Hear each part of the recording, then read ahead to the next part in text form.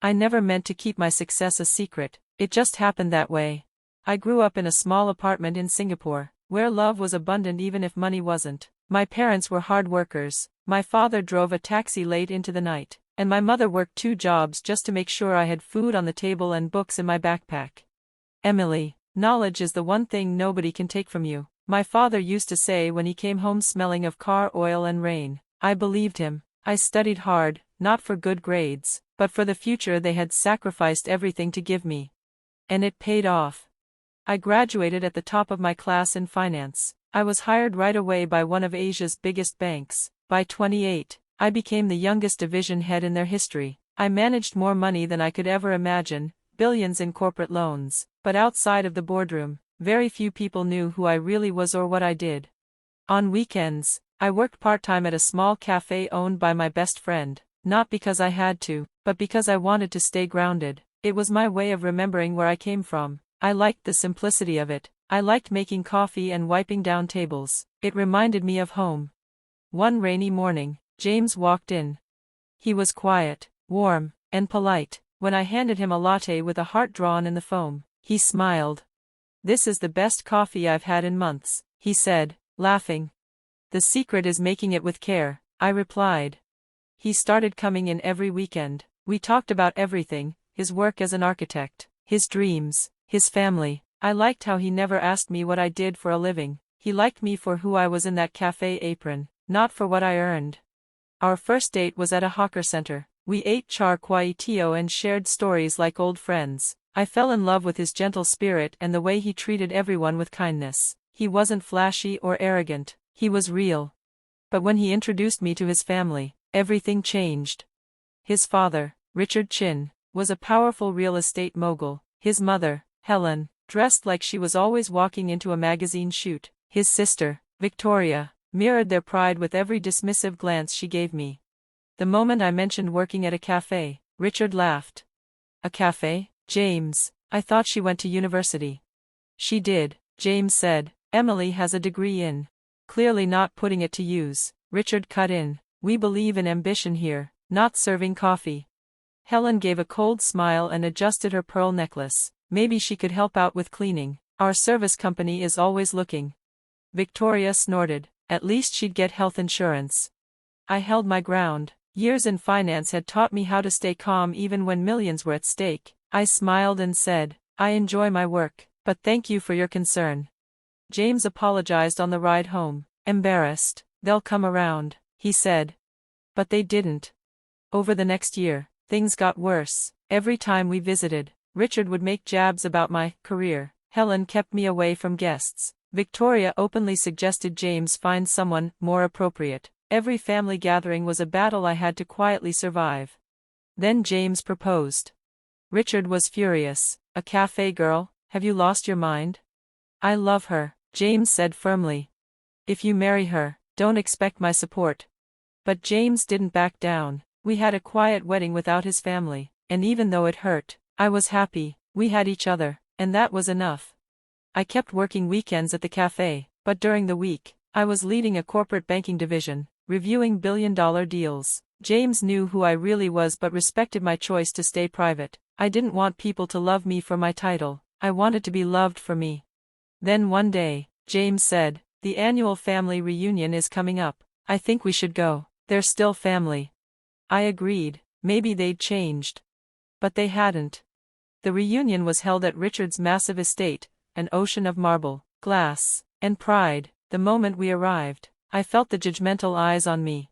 Victoria spotted me. "Oh, the cafe girl, still pouring coffee, how persistent." Richard gathered everyone in the garden for his speech, glass of champagne in hand. He bragged about his company, his money, his name. Then he saw us. "Ah, James, tell everyone about your new architecture project, and your wife can serve the drinks." Laughter broke out. I felt James tense beside me.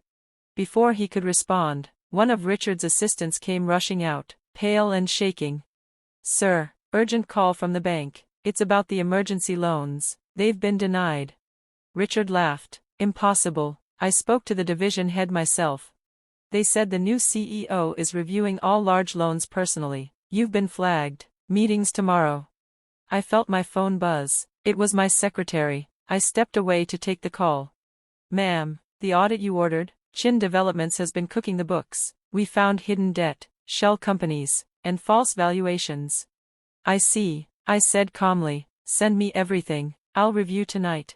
When I returned to the garden, chaos had broken out. Richard was on the phone barking orders. Helen looked pale. Victoria was clinging to a glass of champagne. She turned to me. Looks like Daddy's company is in trouble. Not that you'd understand business.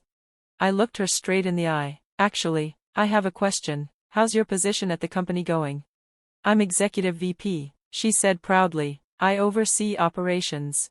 Is that so? Then you must be familiar with the shell companies in the Cayman Islands, the ones hiding debt.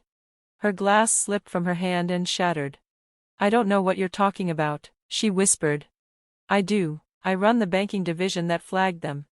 Just then, Richard shouted across the garden, everyone, party's over, family emergency. As guests began leaving, Richard pulled James aside. Son, I need your help, the bank's turning on us, maybe your firm knows someone who can. James looked at him, then looked at me, and for the first time, I saw understanding in his eyes. Dad, he said gently, if you want help, you should speak to Emily, she's the one in charge. Richard turned, slowly. His face went white. Emily? He asked, voice hoarse. I met his eyes without blinking. Yes, I'm the CEO.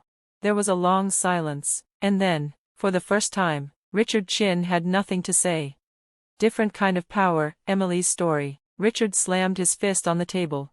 Loans? What kind of loans? Useless, he shouted. Then he turned on James. Just like your choice in a wife, if this company fails, it's your fault, for bringing bad luck into our family. That was enough for me. I stood up, phone in hand. Mr. Chen, I believe we have a meeting tomorrow at 9 a.m. He barely looked at me. This doesn't concern you, coffee girl. But I didn't flinch.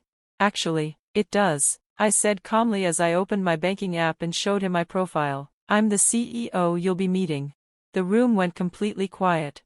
Richard's face went from confused to shocked, then pale with horror. Helen dropped her pearl necklace. Victoria looked like she might pass out. This can't be, Richard whispered. My name is Emily Chen. I'm the CEO of the corporate banking division at Singapore United Bank. Your loan applications came to my desk last week. There were some troubling issues. James just stared at me, mouth open. Emily, all this time? I wanted someone who loved me for me, not for my title, I said quietly. You gave me that. Your family didn't. Richard tried to recover. Well, this is actually good news. We're all family, we can work something out. Family? I repeated, like when you called me a gold digger at our wedding, or told people James married beneath him. Helen stepped forward, her arms open. Darling, we were only trying to protect our son. Surely you can understand that. I do understand. You thought I was nothing. You insulted me, judged me, and treated me like I was trash. And now you want my help? Victoria tried to smile. Emily, sweetie, we were just teasing. It was a joke. I turned to James. Did you know about Victoria's position in the company? He shook his head. She told me she handled operations. She's been helping your father hide debts and fake numbers. The audit shows years of fraud. Richard's face turned red. You can't accuse us of. I can, and I will, I said firmly. Tomorrow's meeting isn't about loans, it's about fraud. His face went pale. You wouldn't dare. We're family. I gave a small laugh. My father, the taxi driver you made fun of, once told me Real family supports you, believes in you, and loves you without conditions. You've never done that. I took James's hand. The authorities will contact you tomorrow. You should prepare your lawyers. As we walked away, Helen called out. Wait, what about Victoria? She was just doing what she was told. I stopped and looked back. Actions have consequences, Helen. Victoria chose this. She'll face the investigation just like everyone else. The ride home was quiet. After a while, James asked, why didn't you tell me? Would it have changed how you treated me? He thought. No, I loved you for who you are. That's why I loved you too, I said softly. I just needed to be sure. What happens now? I sighed. The company will be investigated. There will likely be criminal charges. Victoria too, if she's involved. And us? That depends. Can you handle being married to a woman who makes more than your entire family combined? James laughed, breaking the tension. I think I'll manage, but, no more secrets. No more secrets, I promised. The next morning, at exactly 9 a.m., Richard came to my office with his lawyers. He wasn't the loud, arrogant man I'd met before. He looked smaller now, tired, and afraid. I handed him the audit report. Fake property values, hidden debts, shell companies, it's all here. His lawyer tried to speak. We can explain. No need, the evidence has already gone to the authorities. Richard leaned in. Emily, please, think of the family name. This could ruin everything. I looked him in the eye. Like you thought about me when you called me a gold digger? Before he could reply, my secretary stepped in. Ma'am, the police are here. It hit the news within hours. Chin Development CEO arrested for fraud. Next came Victoria. She was arrested holding her designer handbag, trying to hold her head high. Helen had a breakdown at her country club. James stood beside me through it all, even though it hurt him to see his family fall. They did this to themselves, he said. You just brought the truth into the light.